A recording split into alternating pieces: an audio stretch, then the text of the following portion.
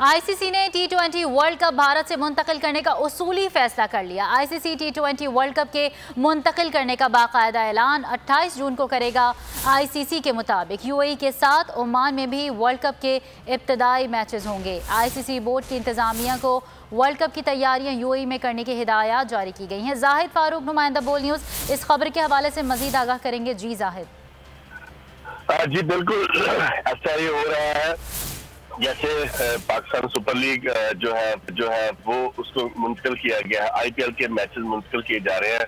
टी20 के लिए भी यही वर्ल्ड कप के लिए सूरत हाल है कि कोरोना के बढ़ते हुए जो केसेस है, अक्सर ममालिक ने अपने तहफ़्फ़ुज़ात का इज़हार किया था भारत जाने के हवाले से, जिसके बाद इंडिया मजबूर हुआ है कि वो जो टी20 वर्ल्ड कप जो अक्टूबर में इस रवां साल होना था, तो उसके जो मैचेस हैं वो अब यूएई ओमान जो है उन्होंने भी कहा है कि हमें भी शामिल किया जाए, वहां पे भी क्रिकेट। बहुत शुक्रिया जाहिद फारूक तफसीलात के लिए।